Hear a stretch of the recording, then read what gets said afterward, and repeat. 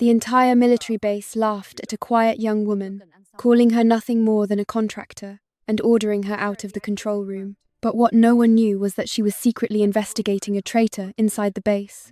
And within hours, the admiral who humiliated her would pay the highest price of his career. That voice slices through the quiet morning like nails on a chalkboard. And who are you supposed to be, Miss Technician? The coffee girl for the real soldiers? The laughter is immediate and loud. 8 Navy SEALs, all muscle and swagger, are crammed into the narrow hallway right outside the drone control room. Leading them is Admiral Conrad Ree, with silver eagles gleaming on his collar and arms folded like he doesn't just own the base, but the whole darn ocean. But the woman at the console doesn't even blink. She's smaller than every single one of them, her hair in a tight bun, wearing a simple uniform with no rank on it. Her hands are rock steady on the keyboard, hovering over the controls for a $15 million spy drone flying over hostile waters. Ree steps in closer, and the tiny room fills with the smell of expensive aftershave and pure arrogance. His team starts smirking behind him. This is just a bit of fun before their morning meeting, a chance to haze the new person. "I asked you a question, miss," he says, his voice dropping into a low, dramatic growl. "What's your rank?" She slowly turns her head, no fear, no rush. Her eyes are the color of a stormy sea, and when they lock with his, something flickers in the Admiral's expression for just a split second. Then the smirk is back. "Higher than yours, sir," she says, her voice calm and even. "You just don't know it yet." And just like that, the hallway goes dead silent. Someone lets out a nervous cough. You can hear a boot scrape against the floor. The low hum of the air conditioner suddenly sounds like a jet engine. Then, Admiral Ree throws his head back and lets out a huge laugh, the kind that signals everyone else to join in. And they do, first nervously, then with more confidence, happy to be in on the joke. "Cute," he says, leaning on the doorframe and blocking her only way out. "Real cute. Maybe after you're done shining my boots, I'll get you a proper uniform." The woman just turns back to her screen. She starts a deliberate breathing exercise. In for 4 seconds, hold for 4, out for 4, hold for 4. Over in the corner, pretending to be buried in a maintenance log, Master Chief Roy Garrett sees the whole thing unfold from under his bushy gray eyebrows. He's 62 years old and has been in the Navy since before any of these guys were even a thought. He knows when a situation feels off. The way she's holding that tablet, 3 fingers under the base, thumb and pointer finger supporting the side, that's not how a civilian holds equipment. Heck, that's not even how most Navy personnel hold it. That's a specific grip they drill into you at advanced combat schools. The kind of places where you learn to operate while taking fire, where dropping your gear means people might not come home, where your hands have to remember what to do when your brain is screaming in panic. Garrett's pen freezes. He doesn't look up, but his jaw clenches. The woman saves her progress with 3 taps of the keyboard. She doesn't hesitate, doesn't need to look up a single thing. The security codes for these systems are changed every month and usually take an operator a good 5 minutes to get right. She did it in less than 10 seconds. "You know what I think?" Ree says, pushing himself off the doorframe and striding into the room. His team crowds in behind him, filling the space with their sheer size. "I think somebody screwed up letting you in here. This is a secure area, for SEAL operations only." She stands up, and the movement is smooth and perfectly balanced. When she clasps her hands behind her back, they fall into the perfect regulation at ease position. It's not just close, it's exact, the way it's hammered into you in training until your body does it automatically, even decades later. "I'll make it simple for you," Ree says, clearly enjoying showing off for his team. "You have about 30 seconds to tell me what a tech support girl is doing with access to my drone systems before I have security drag you out of here." 28 seconds, Lieutenant Hayes chimes in, always eager to suck up to his boss. She reaches into her chest pocket, and for a second, Ree's hand instinctively moves toward his weapon. But she's just pulling out a standard laminated ID card, the kind every civilian contractor on base has. "Technical consultant," she says, holding it out to him, "cleared for all non-combat systems." Ree snatches the card and inspects it like he's expecting it to be a fake, holding it up to the light to check the seal. It's all legit. It has to be. Or she wouldn't be here. But something about it just rubs him the wrong way. And powerful men like Ree hate feeling unsettled. Well, Miss Consultant, he says, flicking the card back at her. It bounces off her chest and flutters to the floor. She doesn't even try to catch it. I don't care what this piece of plastic says. You stay in your lane. That means you don't touch my tactical gear. You don't look at classified files. You fix a computer when we tell you to. And you stay the hell out of the way when real operators are doing their jobs. Got it, sir? She replies. As she bends down to pick up her ID, her sleeve slides up her arm just a little, revealing a scar on her left forearm. It's not a neat surgical scar. It's jagged and ugly, the kind you get from shrapnel when something blows up way too close. Chief Warrant Officer Cleany sees it, and his eyes narrow. He's seen enough combat to know what a blast pattern looks like on skin. But Ria's already turning away, already forgetting she exists. He has a briefing in 15 minutes, a training exercise to run, and an entire base full of people who jump when he says so. Why would he waste another second on some contractor who probably just knew somebody to get her job? Lieutenant Hayes, Ree calls out from the doorway, make sure our friend here gets the message. This room is off limits to her unless I personally approve it through my office.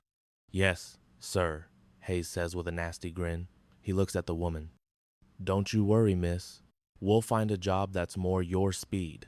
I hear the kitchen needs help, or you could always do laundry. More laughter echoes down the hall as they walk away. You can hear them start talking about breakfast, then someone cracks another joke about contractors, and the door swings shut. The control room is quiet again, just the low hum of servers and cooling fans. Through the reinforced windows, you can see the Hawaiian sun climbing over the runways. Garrett still hasn't moved from his corner. He's still pretending to read his logs, but his eyes are fixed on the woman. She walks back to her station, sits down, and pulls up the same screen she was working on before they barged in. Her hands go right back to the keyboard with that same unmistakable grip. Been doing this a while? He asks, his voice raspy from years of shouting over helicopters and explosions. She doesn't jump or even look up from her typing. Long enough, Master Chief. She knew his rank without even looking. Very interesting. Those security codes, he adds. He taps his pen on the logbook. Most people need the manual. Takes them 10, 15 minutes to get logged in. I've worked with similar systems, she replies. Similar, Garrett says, nodding slowly. Yeah, that's one way to put it. She finally looks over at him, really looks at him, and you can see the gears turning in her head. She's weighing the risks, deciding just how much she can afford to say. Is there something I can help you with, Master Chief? Just curious, he says. He closes his book and stands up slowly, like a man whose knees have seen one too many parachute jumps. I've been in this Navy for 43 years, seen all kinds of people come and go, seen plenty of so-called specialists with security clearances they shouldn't have, technical consultants who know way more than they let on. He walks to the door and pauses with his hand on the handle. I've seen operators too, the real ones, the kind who don't need to brag. She doesn't say a word, just goes back to her screen. Garrett opens the door but stops one last time. That breathing technique, he says quietly, 4x4. That's for managing combat stress. They teach that at Fort Bragg, Coronado, places most folks have never even heard of. He doesn't stick around for an answer. You have a good day, miss. The door clicks shut. The woman's fingers never stop moving, but you can see her jaw tighten just a tiny bit. On her wrist, mostly hidden by her sleeve, is a watch displaying the time in a 24-hour format. But there's something else on it. A tiny, recessed button on the side, the kind you'd never notice unless you were looking for it. The kind of button that doesn't come on any watch you can buy in a store. She glances at it. Not yet, she thinks. Not even close. Meanwhile, over at the dining hall, Ree is the center of attention, telling his story to a table of younger officers. And it gets more dramatic every time he tells it. So, I walk in, and there's this little girl playing like she knows how to run diagnostics on a Reaper drone feed, he says, throwing his hands up in disbelief. I swear, she couldn't have been more than 5'6", Look like she ought to be teaching kindergarten, not touching our hardware.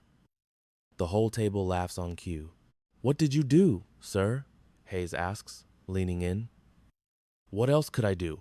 I had to explain how the real world works.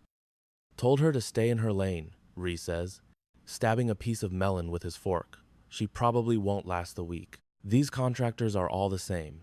They get one little taste of how we operate, and they run right back to their safe civilian jobs where the scariest thing they face is a paper cut. Commander Brooks, the head of base security, just frowns into his coffee. He's older than the other officers and has seen plenty of cocky leaders like Ree come and go. Confidence is one thing, but carelessness is another, and the Admiral had a bad habit of mixing them up. This consultant had the proper clearance, though, Brooks asks. Oh yeah, her paperwork was perfect. Her ID checks out, and I'm sure the paperwork is spotless, Reese said, waving his hand like he was shooing away a fly. You know the drill. Somebody in procurement gets a nice little bonus, and suddenly we have civilians wandering around here like they own the joint.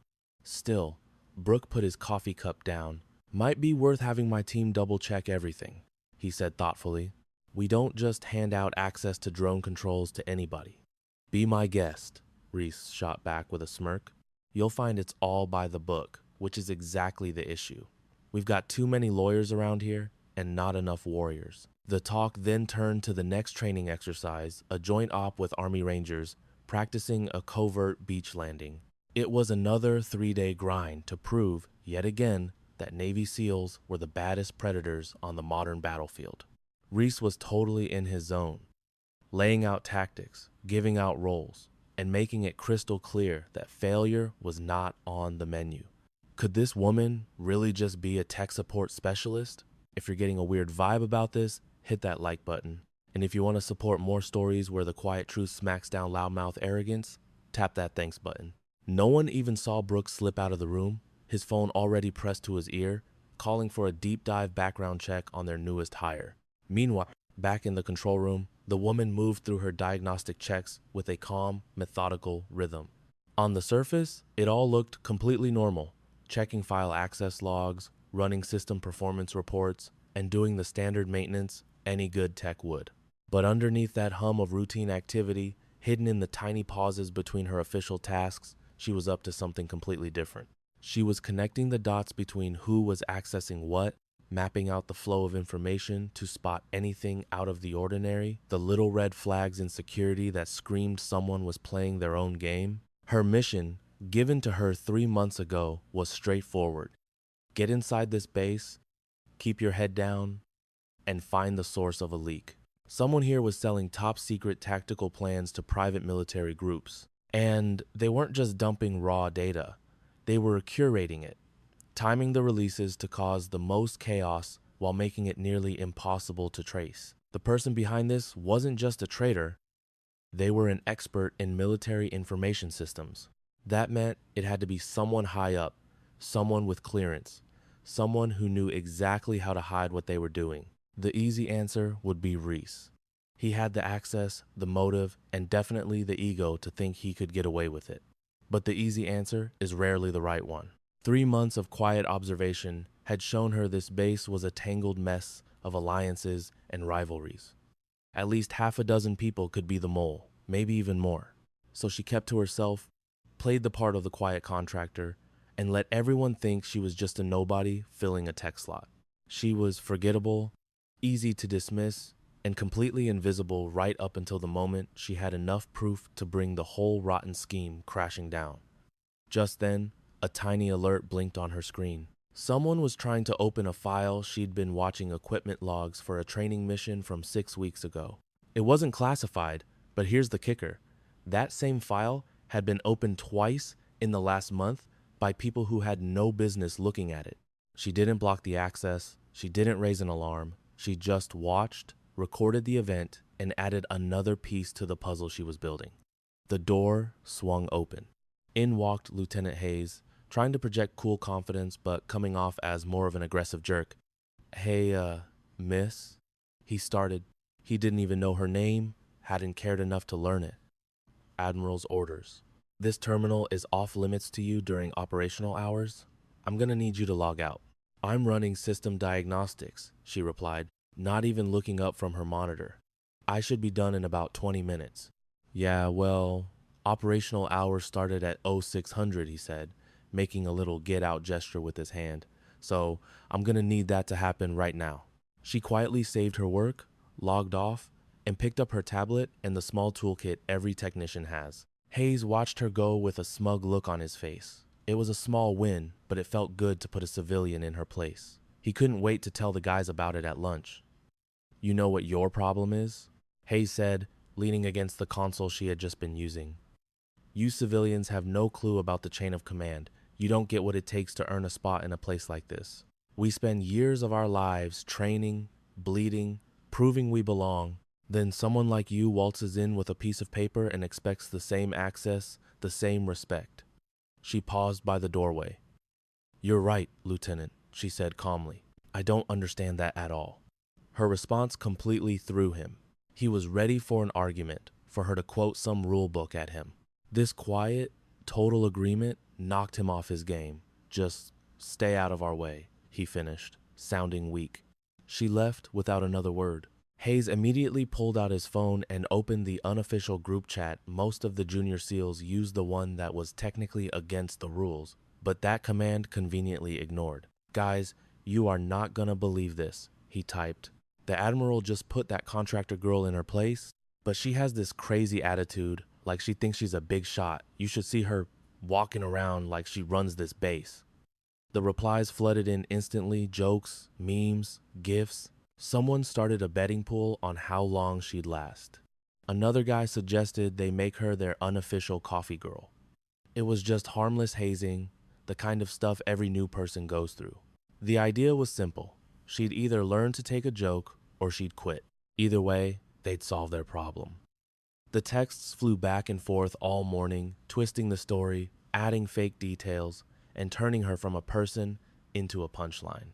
By lunchtime, it felt like half the base had heard the story about the cocky contractor who thought she could boss around an admiral. The made-up version was way better than the truth. It was funnier and easier to share.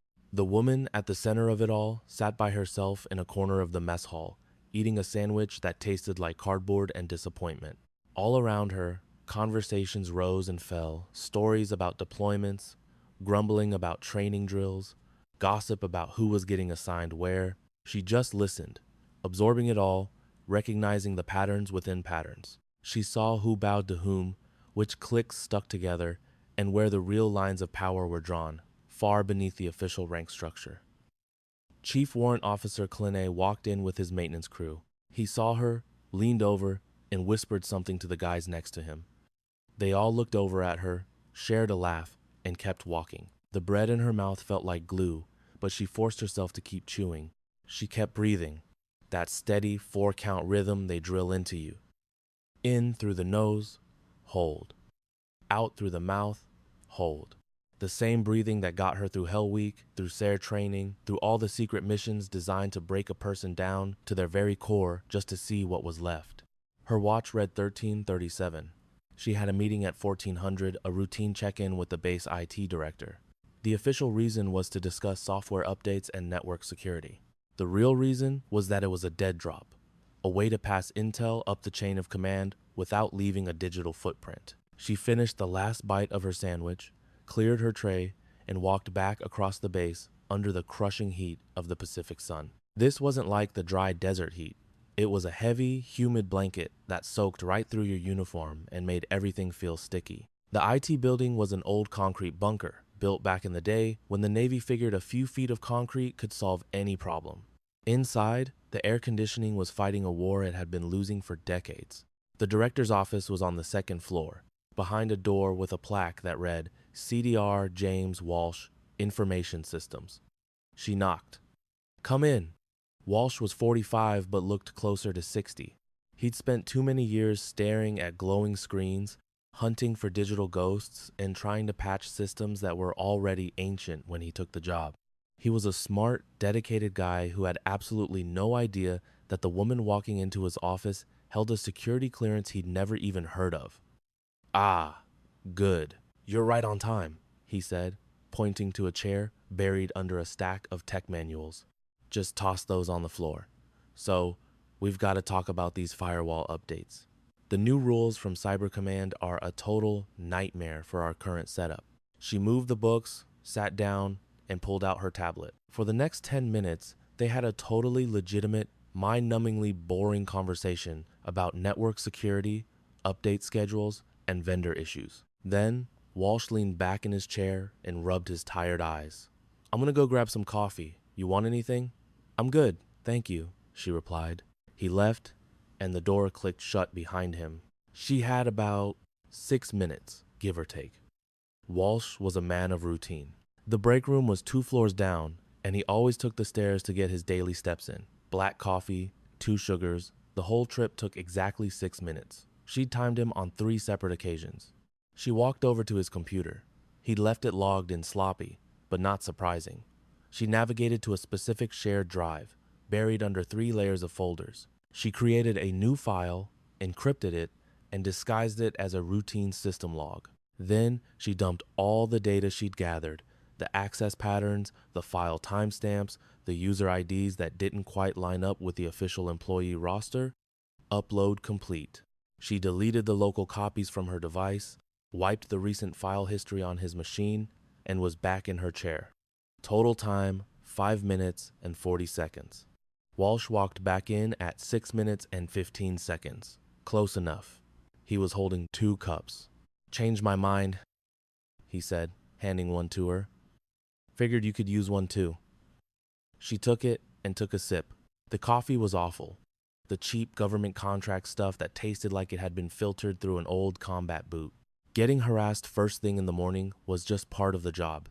They pulled me aside, again, demanding extra ID checks. It was all by the book, of course, which made the intimidation feel even worse. They knew who I was, but they wanted me to know they were watching. If you've ever been the one person in the room everyone's trying to trip up, you know the feeling. But they had no idea I was the one setting the trap. Stick with me, and I'll show you how I turned their own game against them. Earlier that day, I'd sat through a pointless meeting about firewall protocols with a guy named Walsh. Sipping coffee I knew was probably terrible just to seem normal. The real message from that meeting wasn't in the paperwork he gave me. It was already rocketing its way to Fort Meade for the higher-ups to analyze. "How long have you been on base?" one of the security guys asked, his voice flat. 3 months, I told him. "And your last posting?"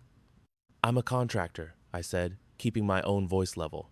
"We don't get postings," he sneered. "Right. Your last time's contract asterisk. Then, that's classified." That got me a shared look between the two of them. A civilian pulling the classified card always gets their attention. Most of the time, it's a bluff. But sometimes, it means you're dealing with someone so far above their pay grade that they can't even verify it. "We're gonna have to check on that," the first one said. "Go right ahead. Call the number on my clearance docs." And they would. They'd get a real person at a real agency who would confirm every word.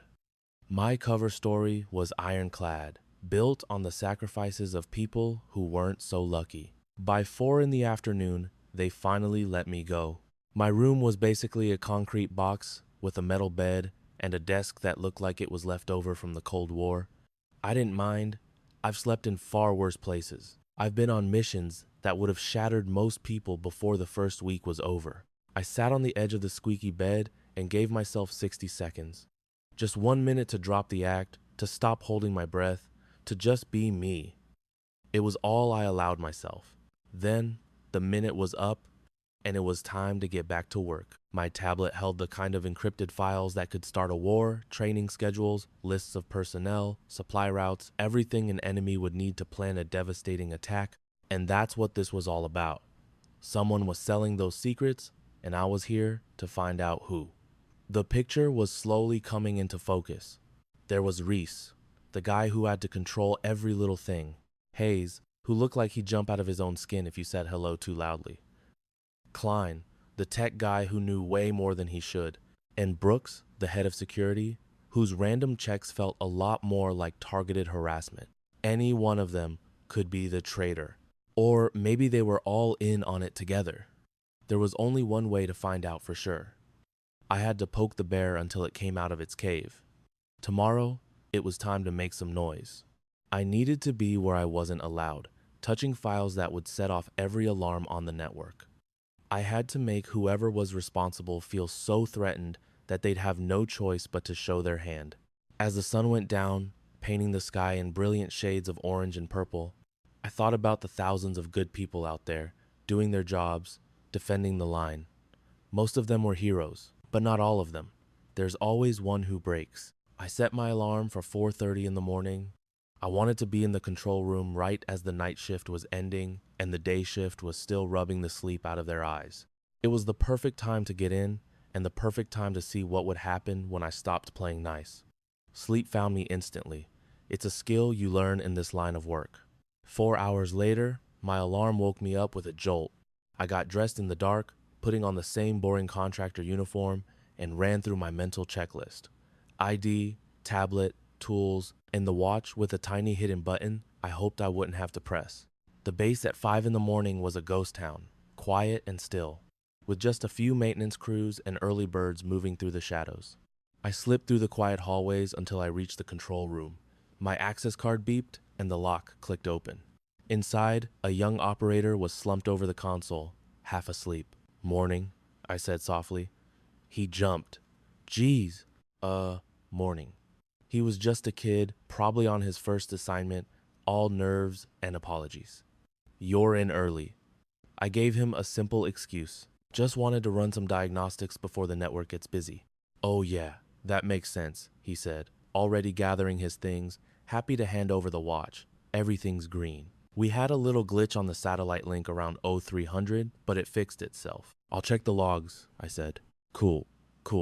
Well, I'm out of here." He practically ran for the door. Now, I was alone. The room was filled with the low hum of servers. I sat down at the main console and started digging, going past the surface logs into the deep stuff the user records, the file transfers, the digital footprints everyone leaves behind, and there it was. A huge data spike at 3 in the morning, right when that glitch happened. Someone had logged in from a remote terminal, pulled a small data package, and logged out. To a casual observer, it would look like nothing. But the login came from an IP address that traced back to the Admiral's office, a building that was supposed to be locked down and empty at 3 a.m. I quickly took a picture of the screen with my tablet, encrypting the evidence. "What are you doing?" The voice made me turn, but I didn't flinch. Klein, the tech chief, was standing in the doorway with his tool bag, his face a mask of suspicion.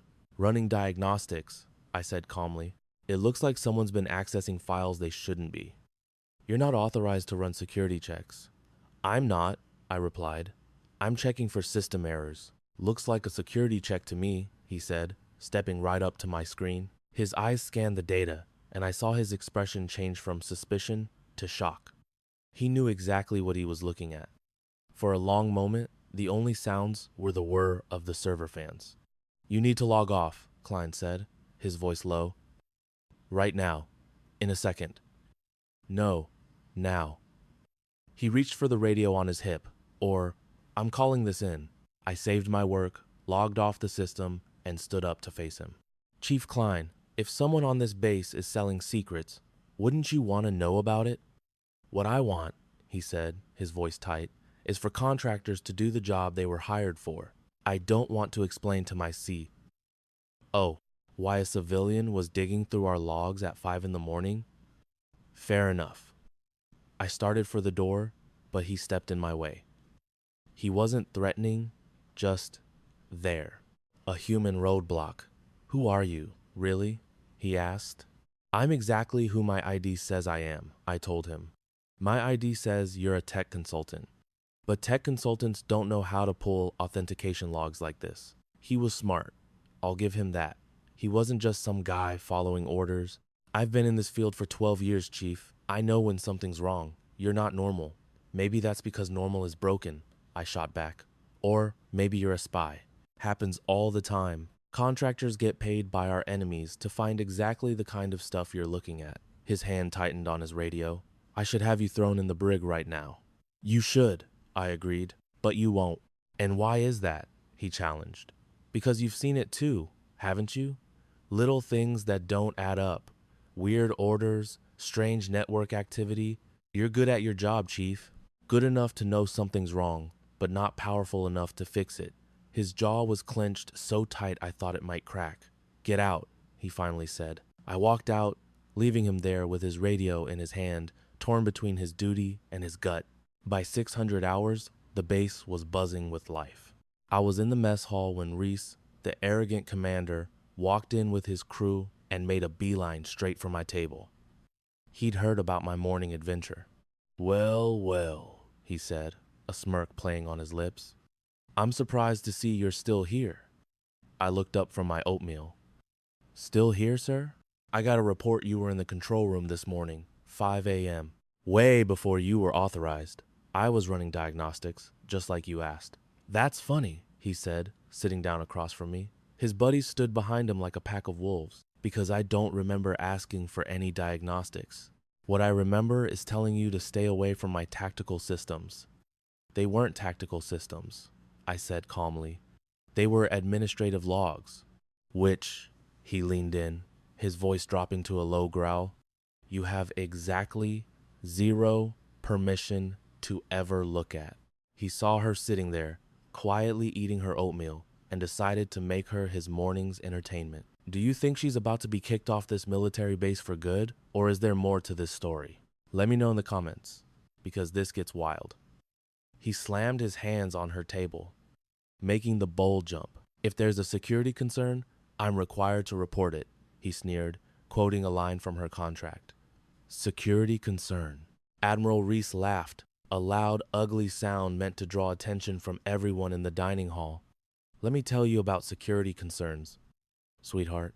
My concern is a nobody contractor hacking into sensitive systems and then crying about regulations when she gets caught." She didn't flinch. "I'm not hiding." "No."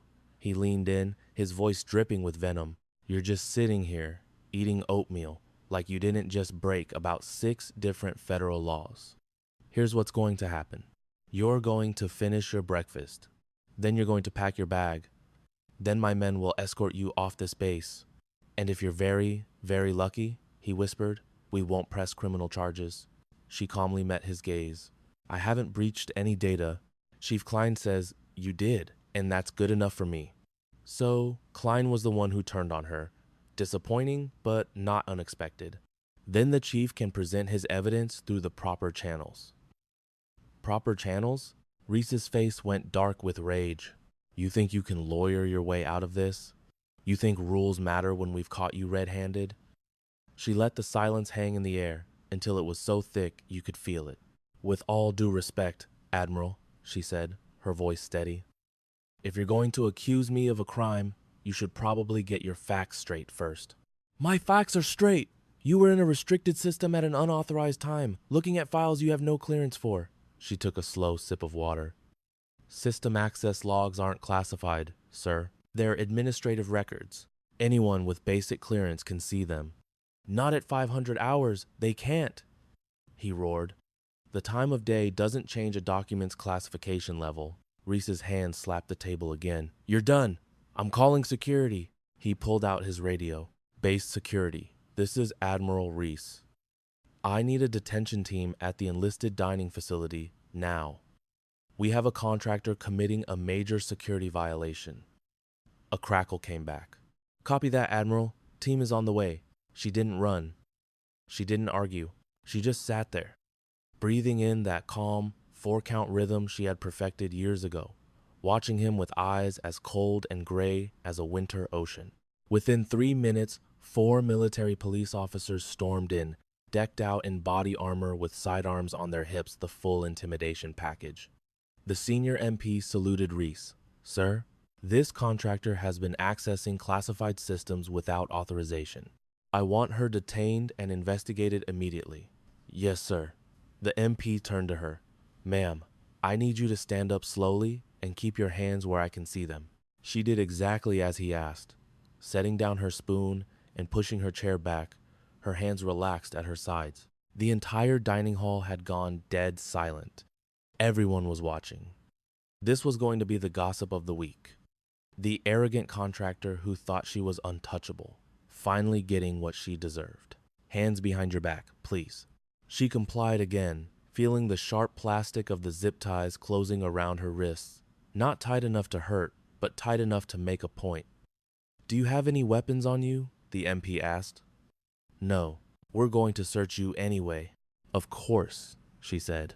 They were professional, patting her down quickly, checking her pockets, and confiscating her tablet, her ID, and her phone. But they left the simple digital watch on her wrist. Why would they check it? It was just a watch. "Where are we taking her, sir?" the MP asked Reese. "The holding facility. Cell 3. I want her completely isolated." The MP hesitated. "Sir, Cell 3 is for violent criminals."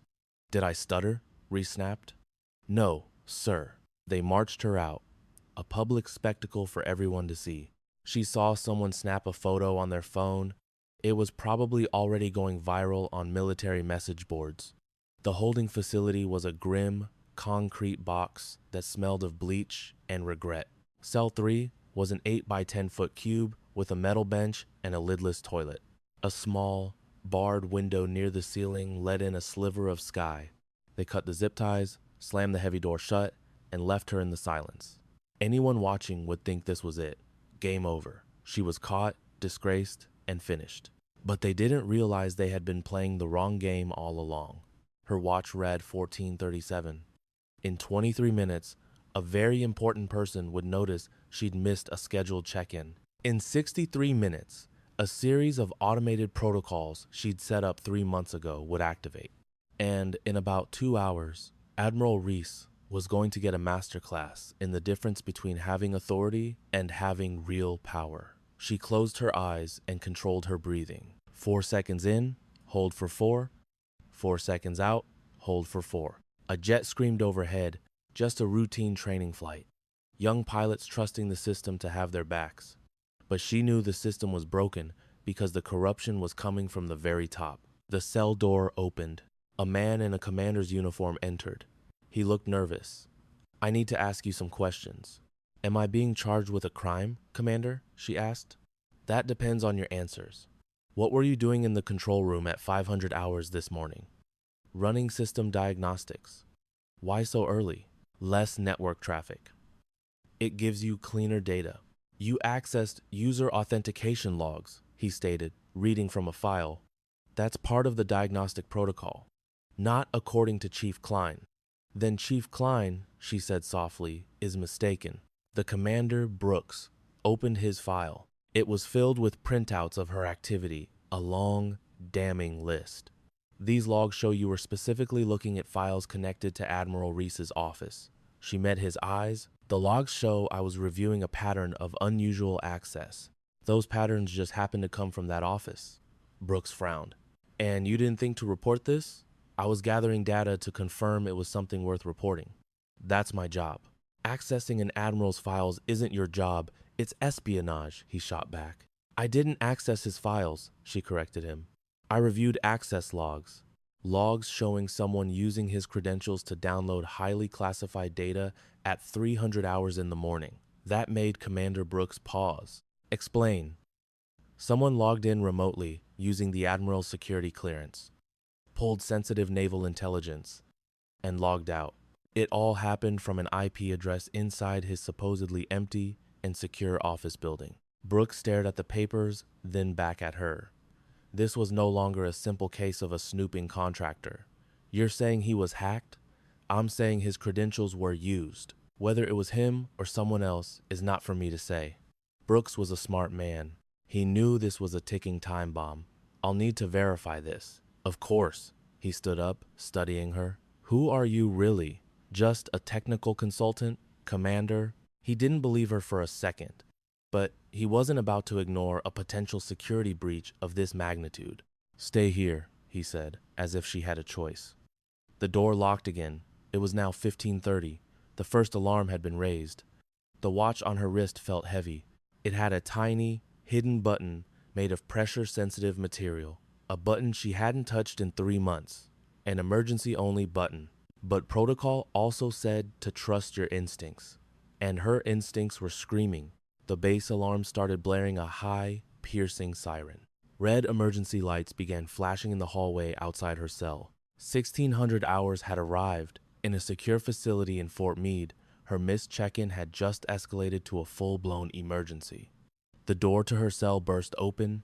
It was Commander Brooks, looking pale. "Come with us. Now." "Am I being charged?" "The Admiral wants to see you." They didn't bother with zip ties this time. They rushed her through corridors now filled with panicked personnel. The main control room was pure chaos. Alarms blared as officers stared at screens filled with cascading error messages.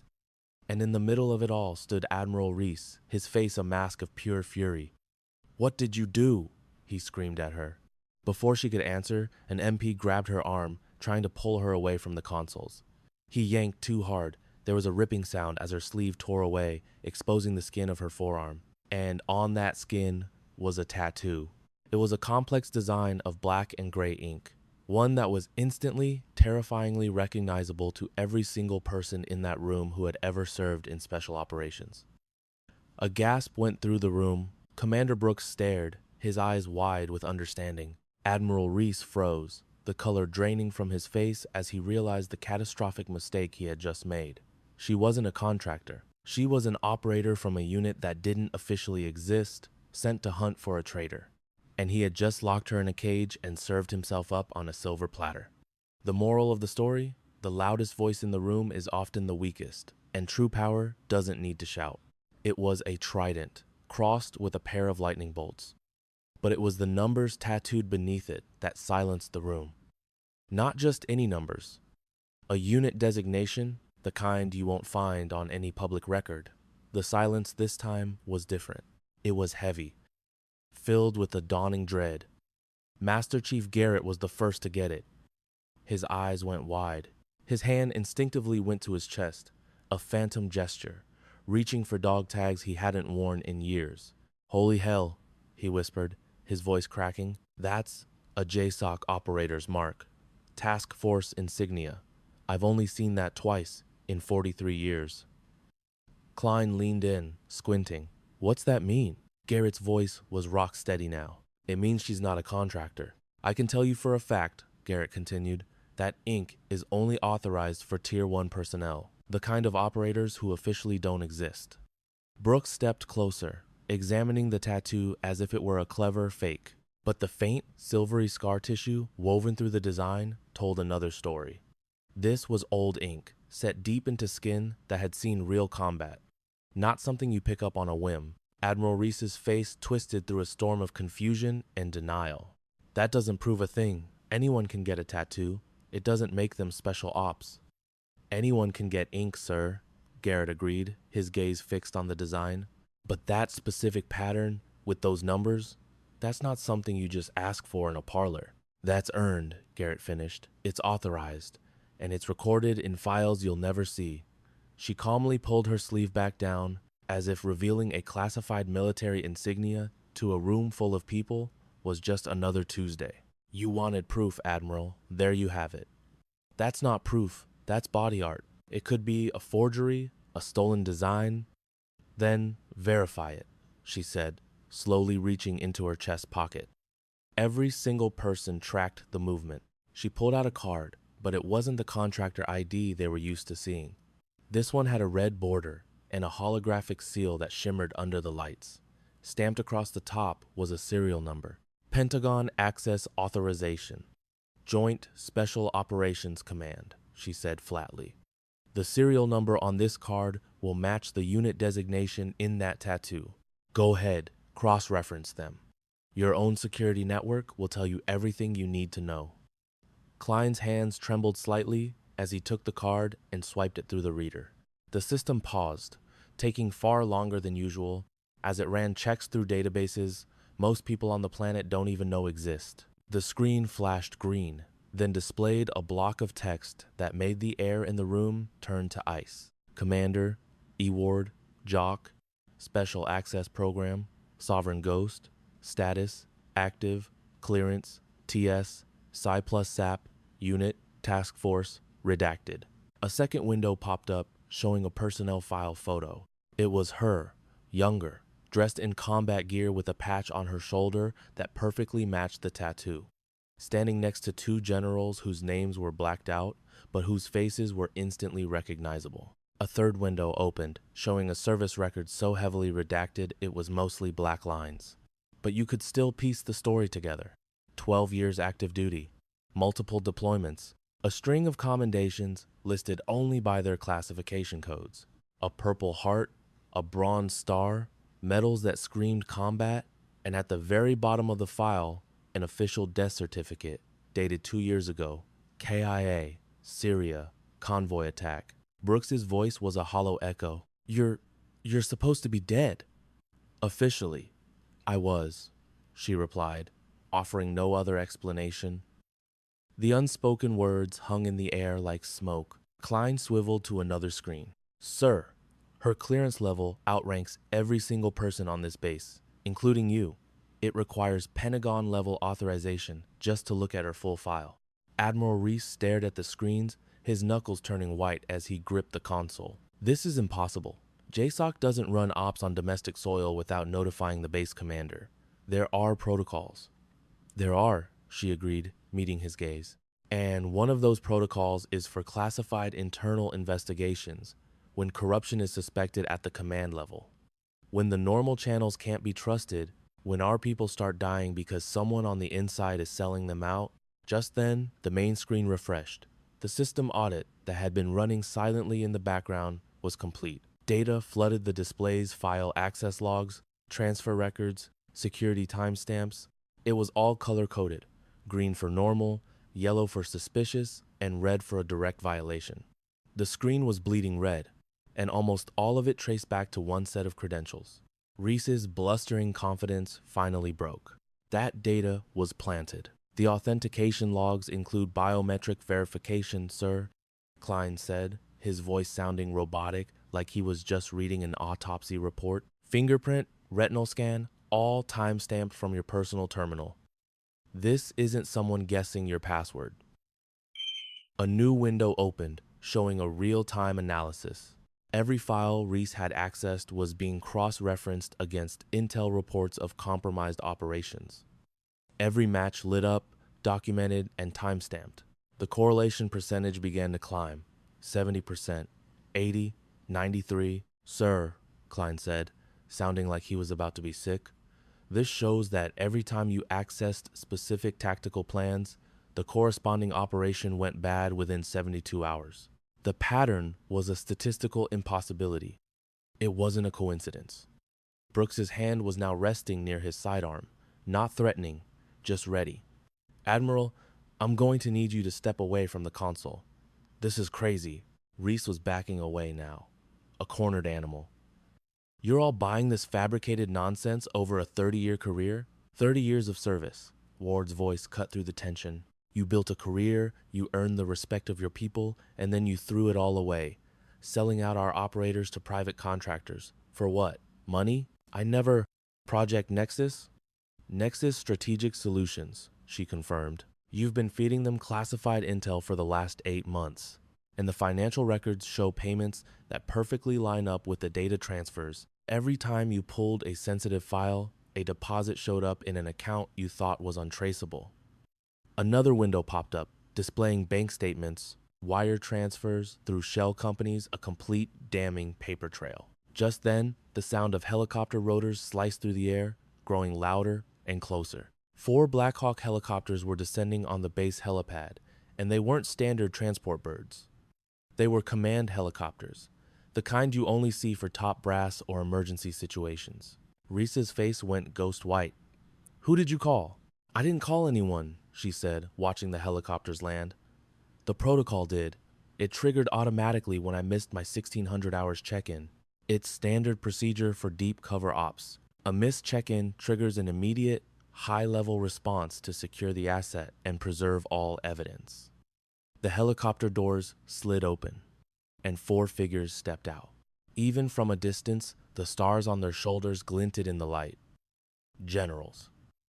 And they were moving with a purpose that made it clear this was no friendly visit. Reese turned back to Ward, his expression shifting from anger to pure desperation. Look, we have 45 minutes before the backup power for the lockdown fails. If you want to do this by the book, fine. But we need to secure all this evidence before the system goes dark. How convenient, Ward said. It's the truth. Check the power logs. These generators were never meant to run this long. We've got 45 minutes, maybe less. Ward glanced at Klein. Confirm it. Klein pulled up the power management display. He's right. Backup power is at 63%. At the current rate, we have approximately 42 minutes before non-essential systems, including the audit program, start shutting down. Then we finish this right now, Ward said. She turned and locked eyes with Hayes, the lieutenant who had spent 3 months making her life a living hell, spreading rumors, mocking her, undermining her at every turn. Lieutenant Hayes, I need you to do something for me. Hayes snapped to attention, looking confused and wary. Ma'am, you spent 3 months telling everyone here that I didn't belong, that I was incompetent, a total waste of space, she said, her voice flat, stating facts without emotion. Now, I need you to prove yourself wrong. I want you to pull the detailed access logs. Every file, every transfer, every single authentication. Show everyone in this room who the real traitor is. The request hit Hayes like a punch to the gut. His face ran through a dozen emotions, shame, defiance, and finally, grim acceptance. Why me? He asked quietly. Because you're good at your job, Ward said. Because for all your faults, you follow the rules, and because you need to see this for yourself. When this is all over, I want the story to be that the very people who doubted me were the ones who helped bring the truth to light. Hayes looked from Reese's guilty face to the damning evidence on the screens, and then back to Ward. Yes, ma'am. He spun around to a terminal, his fingers flying across the keys, pulling the data that had been hiding in plain sight for months. The room was silent as the clock ticked down. 41 minutes remaining. I've got something, Hayes said, his voice tight with tension. It's an access pattern from Admiral Reese's credentials, but there's a secondary layer. Another user with the highest level privileges was accessing the exact same files, sometimes just hours apart. Who was it? Brooks demanded. Hayes pulled up the authentication record, and his face went pale. It's General Corbin. He accessed every single file the Admiral did, sometimes right before him, sometimes right after. It looks like they were coordinating. Ward's expression remained a mask of stone, but a muscle in her jaw jumped. General Corbin, she said softly, was one of the officers who authorized this mission. He's the one who suggested we use a deceased operator for deep cover. He's the one who recommended me for the job. The accusation hung in the air, thick and venomous. He knew. Garrett's voice was a low growl. He knew you were digging. Knew you were watching Reese. He thought he could run the whole show from the inside. And it was even worse than that. Hayes is still pulling the data, Garrett added with a sneer. General Corbin looked at the same intel briefing that sent Commander Ward's team into that ambush in Syria. 2 hours before the mission, he tweaked the route, downgraded the threat level, made it look like a routine update. Absolute silence fell over the control room, broken only by the whirring of machines. Ward shut her eyes for a single, painful second, then opened them. He tried to have me killed, she stated, her voice flat. And when that didn't work, he decided to use me. He put me right in the line of fire to catch Reese, thinking he was safe. We have to alert the incoming command team, Brooks said, his hand already on his radio. Wait, Ward raised a hand, stopping him. Let them walk into it. Corbin has no idea we're onto him. If we show our cards now, he'll vanish behind a wall of classified secrecy. The clock on the screen showed 38 minutes remaining. Just then, the door slid open and 4 generals walked in. They weren't in combat gear, but in immaculate service dress uniforms, the kind that screamed this was business from the very top. The one in the lead was a woman with 3 stars on her collar, her silver hair pulled back so tight it looked severe, and her eyes could have chipped stone. She scanned the room with a look that had seen every kind of betrayal imaginable. 3 other high-ranking officers followed her, 2 men and another woman, all of them decorated with stars and ribbons that spoke of decades of command. Master Chief Garrett snapped to attention, his body rigid. He recognized one of them, a man who had served under him 20 years ago, long before he had stars on his shoulders. The female general's eyes swept across everyone, finally landing on Ward. You could have heard a pin drop. It was the moment everyone had been waiting for, even if they didn't know it. Every single person in that room was frozen, watching. The entire chain of command, decades of military tradition, all of it just hung in the air, waiting. And then, in that dead silence, the general's hand moved. It rose, sharp and crisp, into a perfect salute. The room practically exploded with quiet shock. You could hear people gasp. Someone dropped a data pad, and the clatter sounded like a gunshot. Hayes's jaw dropped, his eyes wide with disbelief, as everything he thought he knew for the past 3 months was completely shattered. Klein physically recoiled, his chair scraping loudly on the floor. Brooks's hand, which had been reaching for his weapon, froze in midair. He'd forgotten what he was even doing. Reese let out a choke sound, the noise of a man watching his world crumble to dust. Commander Ward, the general's voice was sharp enough to cut diamond. Each syllable landed with the full force of authority. "Welcome back, ma'am." The other 3 generals instantly snapped to attention, their movements perfectly synchronized, and delivered 3 more salutes. They were precise, respectful, the kind you give an equal, erasing any doubt about who this woman really was. Ward returned the salutes, and her entire posture transformed. It was a small change, but it was everything. She was no longer the quiet contractor trying to blend in, no longer the civilian taking disrespect from her so-called superiors. She stood like an officer, a commander, someone who had paid for this moment with 12 years of blood, sacrifice, and impossible choices. General Hartwick. Ward's voice was different now. It was still quiet, but it had a hard edge of command that had been hidden before. "Thank you for the quick response. We've been on standby since you missed your check-in," Hartwick replied. "The second the lockdown hit, we moved." Her gaze shifted to Reese, and the room felt 20 degrees colder. It was the kind of look that made war-hardened soldiers break out in a cold sweat. "Admiral Conrad Reese," she said, "I'm General Patricia Hartwick, Joint Special Operations Command. You are under arrest for multiple violations of the Uniform Code of Military Justice, including the unauthorized disclosure of classified information, conspiracy, and conduct unbecoming an officer." Reese's voice was a hollow whisper. "This is all based on fabricated evidence." The evidence, one of the other generals stepped forward, his chest covered in medals, was gathered over 3 months of direct surveillance by one of our most decorated operators. Commander Ward has been working undercover in this facility since August, watching, recording, and building a case that is absolutely airtight. Every file you accessed, every dollar you moved, every message you sent, it's all been saved on systems you never even knew were here. Who else is watching this and thinking about how often we underestimate the quiet ones? Go ahead and hit that share button so your friends can see what happens when the tables finally turn.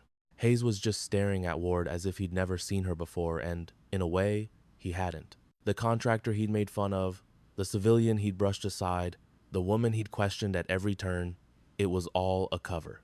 "You've been JSOC this entire time?" he stammered. "Every rumor I started, every joke I made." His voice cracked under the shame. "Ma'am, I am so sorry." Later, Lieutenant Ward cut him off. "All business. Right now, I need you to get me those logs. We have 34 minutes until the backup power dies. General Hartwick needs the full picture, and that includes General Corbin's role in all this." The temperature in the room plunged another 10 degrees. The name Corbin was a shockwave. You don't just accuse a general without rock-solid proof. Hartwick's face remained a mask of stone, but her eyes grew colder, harder. "Explain," she commanded. Hayes brought up the data, his hands trembling slightly as he typed. The screen showed 2 access patterns, Reese and Corbin, moving in perfect sync. He pulled up the modified intel briefing for the Syria mission that had nearly gotten Ward killed. All the numbers and timestamps laid out a story of pure betrayal from the top. "General Corbin has been pulling the strings from day one," Ward explained, her tone now cold and clinical, like she was giving a mission debrief. "He was the one who got to Reese, he set up the contacts with the Shell Corporation, and he made sure no internal investigation ever got close." She looked Hartwick dead in the eye. "And when you started this operation, when you needed a dead operator to go undercover, he volunteered me. He put me in place to take the fall for Reese, keeping himself clean as the guy in charge of oversight." Where is Corbin now? Hartwick demanded. Brooks checked the security logs, his voice tense. He left the base 20 minutes before the lockdown started. That's not a coincidence, Ward said. He was tipped off. Someone in your command structure warned him. He knew exactly when my check-in window was, and he knew when to run. A muscle in Hartwick's jaw twitched, the only sign of the fury boiling just beneath the surface. We'll deal with that leak later. First, we secure Reese. Then, we hunt Corbin down with every asset we have. She nodded to the MPs, who moved in with quiet efficiency. They read Reese his rights as they secured him with restraints designed for high-ranking officers, a sign of respect, but also a statement that this was official and there was no escape. As they led him away, Reese paused and looked back at Ward, his eyes searching for an answer. How? Was all he managed to ask. Since Syria, she answered, her voice low. Since I woke up in a field hospital knowing someone had sold out my team's location. Since I learned my soldiers didn't just die in some random attack, she let that hang in the air. I've been dead for 2 years, Admiral. 2 years of hunting the people who murdered my team, and I've spent the last 3 months right here watching you prove you were one of them. They let him out, and the closing door echoed in the room. Ward then pulled out her real tablet, an encrypted, military-grade device that made civilian tech look like a toy. She pulled up the file she'd been building for months. It was a web of corruption, laid out layer by layer. General, this network is a lot bigger than just Reese and Corbin, she said, turning the screen for Hartwick to see. The audit flagged 16 other officers across 6 different bases, 4 private contractors, and 2 sitting congressmen who were taking bribes to push through defense contracts. The data scrolled by a dizzying list of names, bank transfers, and intercepted messages. I have everything documented, Ward said. It's all here, ready for prosecution. Hartwick stared at the tablet, her face unreadable granite, but in her eyes, you could see it. The grim satisfaction of knowing that justice was finally about to be served. Commander, she said, looking up, I need to ask you something. For 3 long months, she had been a ghost, a nobody. They told her the deep cover operation had taken its toll, that she could take a desk job, teach new recruits, and no one would blame her. They said she had earned her rest. But with a voice as steady as steel, she replied, With all due respect, ma'am, I'll rest when every single person who sold the intel that got our operators killed is behind bars. Not a second before. She laid out her plan. Use the recent arrest as bait, make the real target nervous, and watch him trip over his own feet trying to cover his tracks. They warned her it could take months, even years. She didn't blink. I'm aware. I'll do whatever it takes, for however long it takes. A small, knowing smile crept across the face of the 3rd General, a woman who had been silent until now. She's got your brand of stubbornness, Patricia, she remarked. That's what you get when they're this dedicated. The head of the operation didn't argue. We'll brief you on the next phase tomorrow. For tonight, you are officially Commander Ward again. Try to enjoy it. Yes, ma'am. As Ward saluted and turned to leave, a familiar figure stepped into her path, the old Master Chief who had been watching her from day one. Ma'am, permission to speak freely? Granted, Master Chief. He began to list the details. The tattoo, the way she held the drone controller, her breathing pattern. I knew something was off, he said. I just couldn't put my finger on it. He snapped to attention, delivering a salute so crisp it could only come from decades of discipline. Should have recognized the JSOC training. I went through the ringer myself back in '98. Ward's expression softened. You served with honor, Roy. Your file is spotless. You could have blown my cover a dozen times, but you didn't. Thank you for trusting your gut. Figured if someone went to all that trouble to hide, he said, dropping the salute. They had a damn good reason. His voice warmed. Welcome home, Commander. Thank you, Master Chief. She walked away, the familiar corridors of the base slowly coming back to life as the lockdown was lifted and people emerged from their emergency stations. You could see the confusion on their faces, hear the questions in their hushed tones as the base began to breathe again after hours of high alert. But as she walked, whispers trailed behind her, the seeds of a new legend spreading like wildfire, and the story of the low-level contractor who wasn't, the ghost who held a rank higher than an admiral, the operator who came back from the dead. By the next day, everyone would have their own version of the story. By 1900, she was back in her temporary quarters, a tiny concrete box that had been her world for 3 months. She sat on the metal cot and gave herself 60 seconds. 60 seconds of not being a soldier, of not holding it all together, of just letting the immense weight of it all settle in. Just 60 seconds of being herself. Then her secure tablet chimed. She opened it. The message was a thing of beauty. Consequence cascade implementation. It detailed immediate actions against the traitor she'd exposed, personal surveillance on his boss, and sweeping investigations across 12 separate facilities. It outlined institutional reforms and even legacy recognition for the operation. It was all there, all official, all real. She read it again. The cascade was happening, flowing through the system like a fever breaking, fighting the infection. It wasn't perfect, nothing ever is, but it was better, a whole lot better. Then, a second message came through.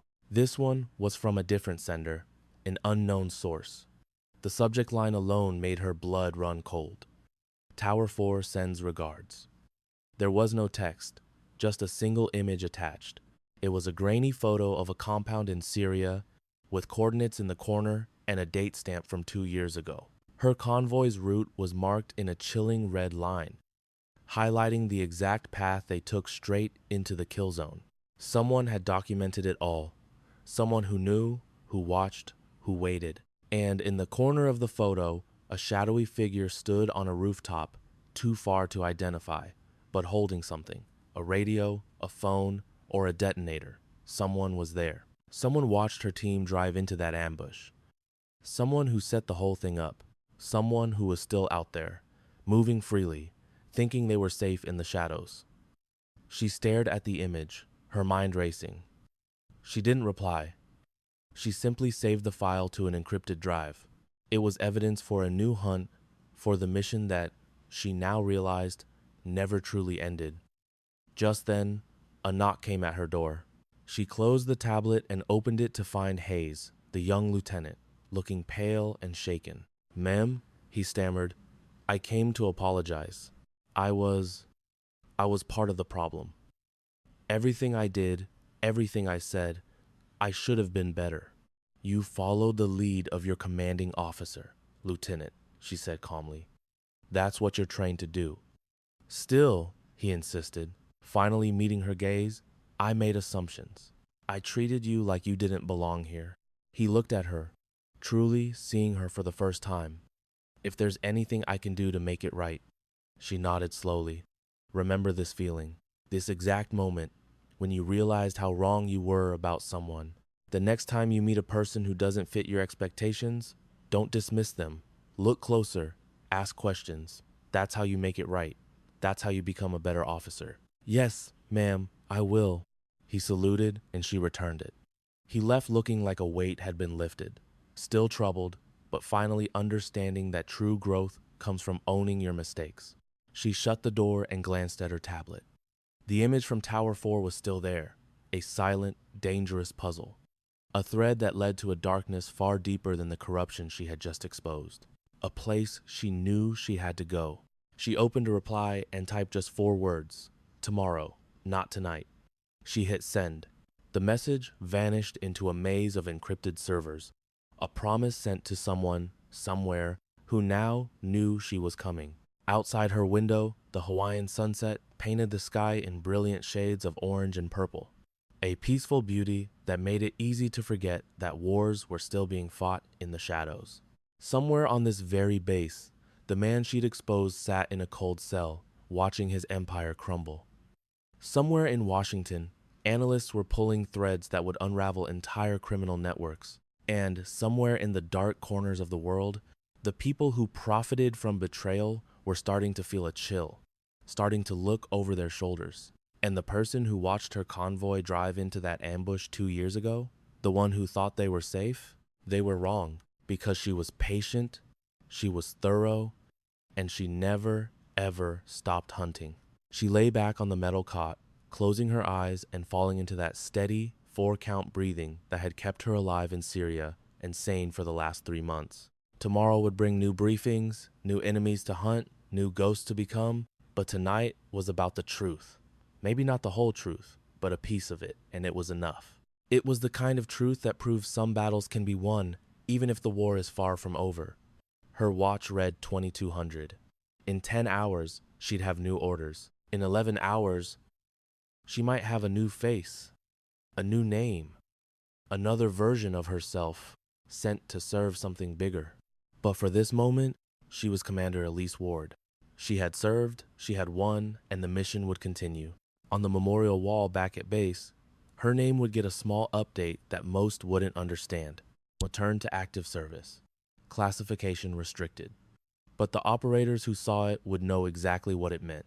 They'd raise a glass to the ghost who came home, the one who proved that sometimes death is just another kind of deployment.